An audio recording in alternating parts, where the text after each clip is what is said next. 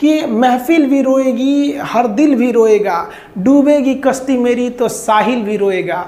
इतना प्यार बांटूंगा इस दुनिया में ऐ मेरे दोस्त कि मेरे मरने के बाद मेरे आशिक तो क्या मेरा कातिल भी रोएगा। और दुनिया में ना किसी भी समस्या है भाई, उसका सबसे अच्छा एक टोल फ्री नंबर है। दुनिया की कोई भी समस्या का सबसे टोल फ्री नंबर है दोस्त। एक बढ़िया दोस्त बनाओ भाई, 2-4 लोगों का, और उनसे ही आप पढ़ाई लिखाई हर तरह के डिस्कस करते रहो। दोस्त से बढ़िया टोल फ्री नंबर कोई नहीं है, हर चीज़ का इलाज है। और कुछ दोस्त जिंदगी में तो ऐसे बनाओ ना जो आपकी प्रॉब्लम को वैसे ही समझ जाए जैसे डॉक्टर की लिखावट मेडिकल स्टोर वाला पढ़ लेता है। और एक बात और, ये जो अच्छी किताबें होती हैं और अच्छे दोस्त होते हैं ना, जल्दी समझ में नहीं आते हैं, लेकिन इसलिए दोस्ती बहुत अच्छे सोच समझ के कीजिएगा। क्योंकि कहा जाता है कि एक आम 10 आम को सड़ा सकता है, लेकिन 10 अच्छा आम एक सड़े हुए आम को कभी ठीक नहीं कर सकते हैं। इसलिए अगर आपको कोई आपके सर्किल में, कोई आपके करियर में कोई बाधा आता है तो तुरंत बाहर कीजिए, उनसे कोई इग्नोर मत कीजिए। जिंदगी जो है ना वो एक एग्जाम की तरह है, और इस एग्जाम में ना ज़्यादातर लोग फेल हो जा रहे हैं। क्यों फेल हो रहे हैं? क्योंकि वो एक दूसरे का नकल कर रहे हैं और उनको पता ही नहीं है कि सबका क्वेश्चन पेपर अलग है, इसीलिए फेल हो रहे हैं। तो जिंदगी में सबकी समस्याएं अलग होती हैं। आप दूसरे की समस्या से केवल साहस ले सकते हैं, उसका तरीका नहीं अपना सकते। हिम्मत बनाए रखिए कि नहीं, हमें भी इस सफलता को पाना है। और ये जिंदगी जो है ना एक अजीब सी रेस है यार, समझ में नहीं आता है। अगर तेज भागिएगा तो आपके अपने पीछे छूट जाएंगे, और धीमे दौड़िएगा तो आपके अपने ही आपको पीछे छोड़ के चले जाएंगे। इसलिए जिंदगी की रफ्तार इतनी बनाए रखो यार कि भले दुश्मन आगे निकल जाए लेकिन एक दोस्त पीछे नहीं छूटना चाहिए। अपने ज़िंदगी में हौसला बना के रखिए। पतंग को पता होता है कि उसका अंत एक कचड़े में जाकर होगा, लेकिन उससे पहले उसे आसमान छूकर दिखाना होता है। पहाड़ों को चीरते हुए जब नदी निकलती है ना तो कभी नहीं पूछती है कि समुंदर अभी कितना दूर है, और नदी में गिरने से तो कभी किसी की मौत नहीं होती है। मरता तो वही है जिसे तैरना नहीं आता है।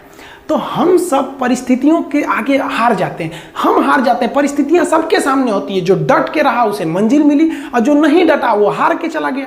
जब हमारे पास परिस्थितियां आती हैं, हम घिर जाते हैं चारों ओर से, तो हम परिस्थितियों को दोष देने लगते हैं, न कि उस परिस्थितियों से निकलते हैं। कोई मस्जिद जाता है, कोई मंदिर जाता है, कभी सोचा है भगवान को कितना बुरा लगता होगा? सोचते होंगे कि बंदा केवल हमसे मांगने ही आता है। यार कभी मिलने भी आया करो। हमको तो लगता है किसी दिन भगवान निकल के बोलेंगे कि यार केवल तुम लोग हमसे मांगने ही आते हो, कभी मिलने भी आया करो। तो भगवान से या अल्लाह से सबसे एक दुआ मांगिए कि आप हमको मुसीबत देना है, आप दीजिए। आप जिस तरह से हमें खुशी देते हैं उसी तरह से हम आपके दिए गए दुखों को भी अपनाएंगे, लेकिन हाँ, उस दुख से लड़ने की हिम्मत भी जरूर दीजिएगा। और सबको अपने अपने कर्मों का पता होता है, यूं ही गंगा किनारे इतनी भीड़ नहीं लगी रहती।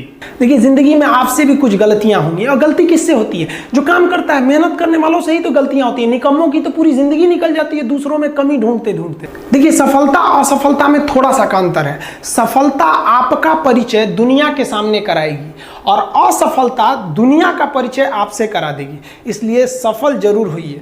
देखिए 97% लोग जो है ना वो थक के किसी काम को छोड़ देते हैं, और जिंदगी भर उन 3% लोगों के लिए काम करने लगते हैं जो कभी भी हार नहीं मानते। मेहनत बता देता है कि परिणाम कैसे मिलेगा, वरना परिणाम तो बताता ही है कि आपका मेहनत कैसा था। कुछ लोगों को लगता है कि उनके पिताजी बहुत पहुंच वाले हैं, दादाजी बहुत पहुंच वाले हैं, तो उनकी बदौलत हमें कोई काम मिल जाएगा, कोई जॉब मिल जाएगा। तो कोई ये बहुत बड़ी बात नहीं है।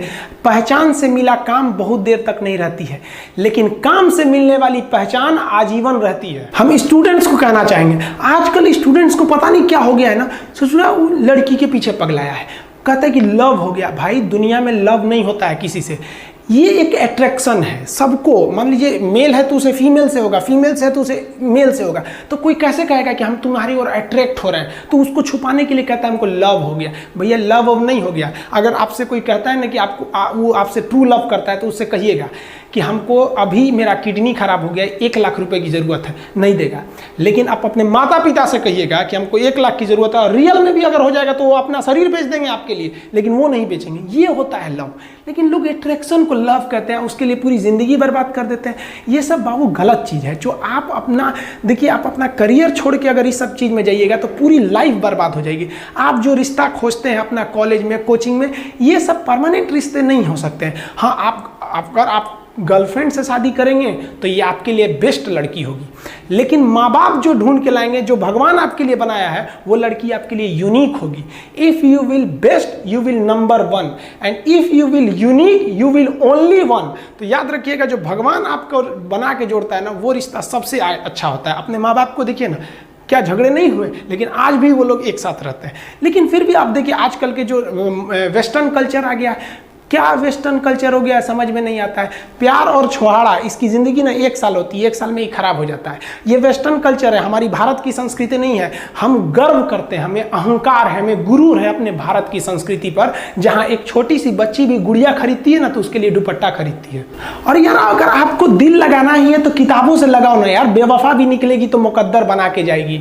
दिन ना सबके लिए 24 घंटा का होता है, ऐसा नहीं है कि आपको अलग से वक्त मिलेगा, लेकिन इसी 24 घंटे में किसी को प्यार करके पति बनने का शौक है, तो किसी को मेहनत करके करोड़पति बनने का शौक है। तो आप डिसाइड करिए आपको क्या बनना है, क्योंकि बरसों बाद जब लोग ये मिलेंगे ना आपसे, तो ये नहीं पूछेंगे कि कितनी गर्लफ्रेंड है, लोग पूछेंगे कमाता कितना है, हैसियत कितनी है तुम्हारी। ये दुनिया का उसूल है कि लोग कभी भी आपसे खैरियत नहीं, आपकी हैसियत पूछते हैं। लोग एक दूसरे से वादा करते हैं कि तुम्हारा जिंदगी भर साथ निभाएंगे, कोई किसी का साथ नहीं निभाता है। लोग अर्थी और जनाजा भी ले जाते हैं ना 2 कदम, तो कंधे बदल बदल के ले जाते हैं, जबकि पता है कि आखिरी मुलाकात है। और लोग यहाँ कंधा बदल बदल के ले जा रहे हैं और लोग वादे कर रहे हैं कि जिंदगी भर साथ निभाएंगे, कोई साथ नहीं निभाता है। हम आप सब लड़का लड़की से कहना चाहेंगे कि अभी वक्त है, अभी सर झुका के पढ़ लीजिए। वादा है आपसे कि जिला में सबसे ऊंचा सर आपका होगा, लेकिन अगर अभी आप सोचिएगा आराम करने के लिए, पूरी जिंदगी आपको तकलीफ उठानी पड़ेगी। अगर आज आप किताबों के दीवाने हो गए ना, तो कल दुनिया आपकी दीवानी हो जाएगी।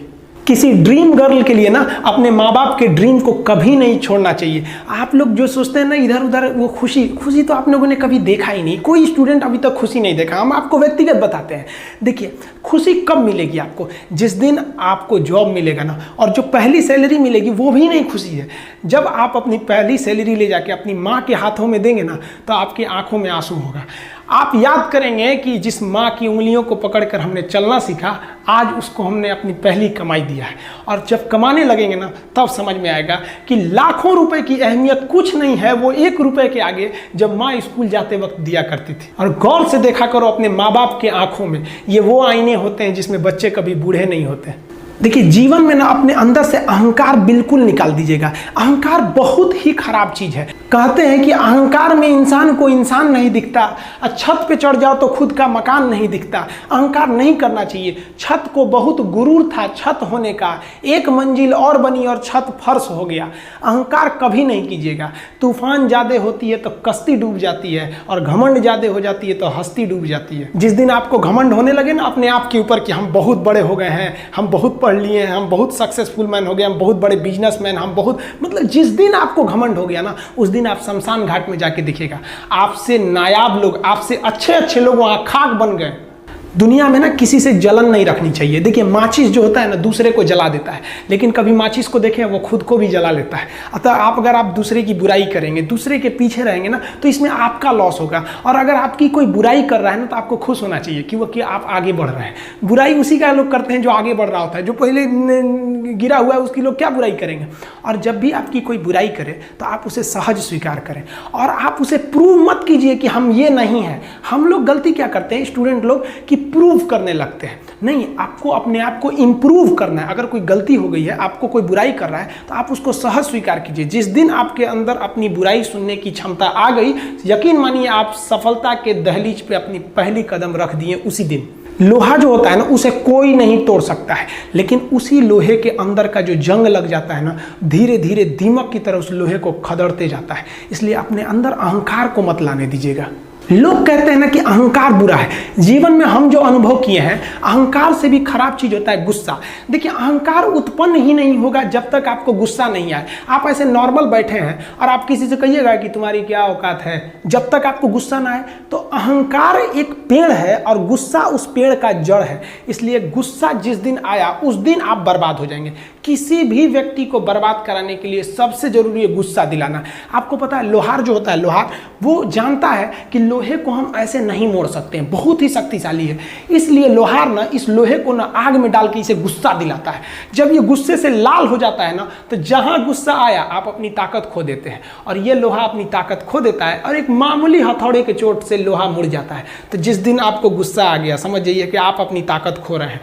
जब हम जन्म लेते हैं तो जन्म से ही हमारी जीभ रहती है और मरने तक हमारे साथ जीभ रहती है, क्योंकि वो बहुत ही नरम रहती है, उसे गुस्सा वो बहुत हार्ड नहीं होती है। लेकिन जन्म लेने के बाद दांत आता है और दांत काफ़ी कड़ा होता है और मरने से पहले ही दांत चला जाता है। यानी अगर आप नरम रहेंगे तो काफ़ी लंबे समय तक रहेंगे, और जहाँ हार्ड होंगे आप वहीं आपका पतन चालू हो जाएगा। इंसान 3 साल में बोलना सीख जाता है, लेकिन उसे क्या बोलना है ये सीखने में उसे पूरी जीवन लग जाते हैं। शब्दों का इस्तेमाल बड़ा सोच समझ के कीजिएगा, ये आपके माँ बाप के दिए गए परवरिश का एक सबूत होता है। अतः आप अगर किसी से अपशब्द बात करते हैं तो सभ्य व्यक्ति आपको नहीं कोसेगा, बल्कि आपके माँ बाप को कहेगा कि इसे संस्कार नहीं सिखाया। ये शब्द जो होते हैं हमारी परवरिश का परिचय करा देते हैं। शब्द का इस्तेमाल भोजन की तरह करना चाहिए। जिस तरह से भोजन को बनाने के बाद थोड़ा सा चख लिया जाता है, उसी तरह शब्द को दूसरे के सामने बोलने से पहले एक बार जरूर चख लीजिएगा।